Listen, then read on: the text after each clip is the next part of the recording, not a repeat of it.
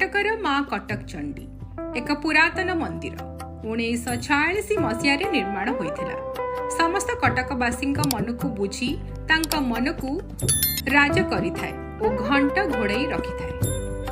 महानदीर कूले कूले एई मंदिरटी उपस्थित। एइठारे प्रसिद्ध दुर्गा पूजा बहु आडंबर रे पालित होइथाए। माँ विभिन्न रूप रे पूजा पाइथाए, जहाँकि 16 दिन धरी आश्विन कृष्ण अष्टमी रु आरंभ होई आश्विन शुक्ल नवमी जहाँकि विजया दशमी पर्यंत होइथाए। या देवी सर्वभूतेषु शक्ति रूपेण संस्थिता नमस्तस्यै नमस्तस्यै नमस्तस्यै नमो नमः। नमस्कार दर्शक बंधु, आपण समस्त को मु स्वागत करुछि तनुश्री। आज आमे ओडिशार प्रसिद्ध शक्तिपीठ कटक माँ कटक चंडी मंदिर रे उपस्थित अछि। माँ जार शब्द शुणिले मनरे एक अद्भुत शांति आ सांत्वना उद्बोध होता है।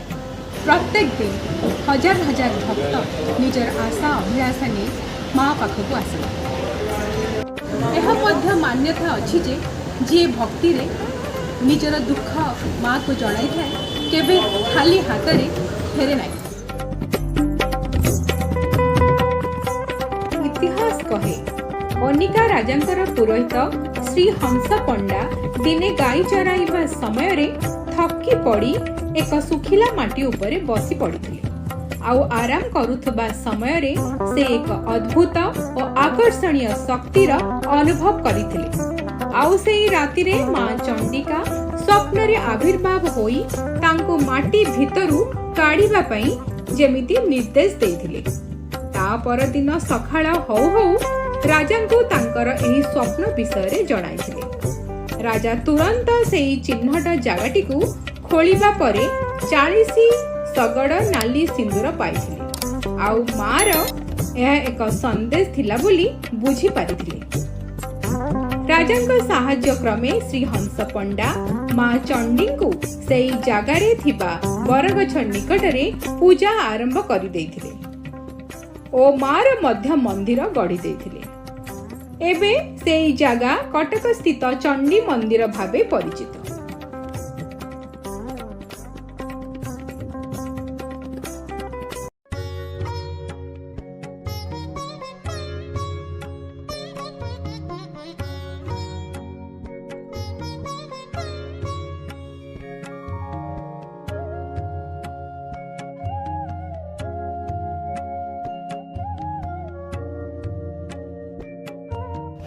आज यही पवित्र पीठ में पहुँची आम निजको धन्य मन कर आसतु आज पचारि बुझा मार आविर्भाव और लीला विषय।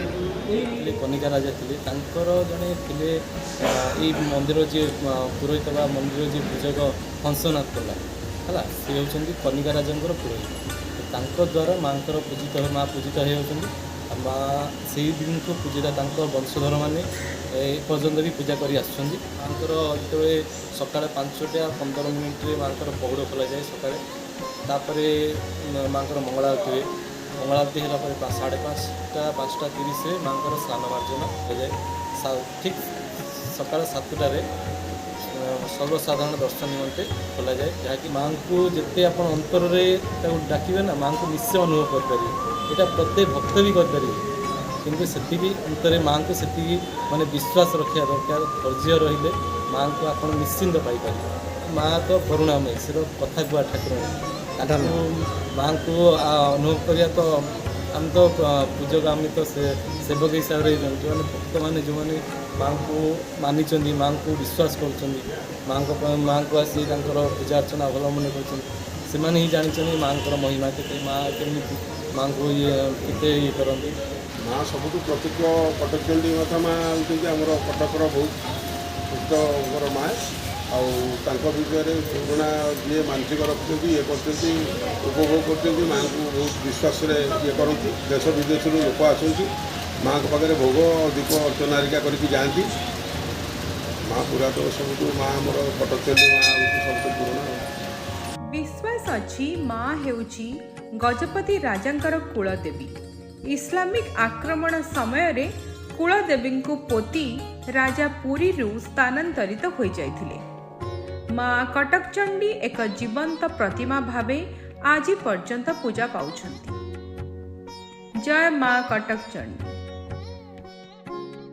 कहाँ से आए हैं? हम यूएस में रहते हैं और उड़ीसा में मेरे इन-लॉज रहते हैं, तो हम उनसे मिल रहे हैं। आप मंदिर कितने बार आते हैं? और और जब भी आते हैं वापस यूएस से, जब भी आते हैं उड़ीसा, तो हमेशा माँ के मंदिर पे आते हैं। यहाँ पे आके हमको बहुत मन का सुकून मिलता है और हम सिर्फ हर चीज़ के लिए उनको थैंक यू बोल लेते हैं।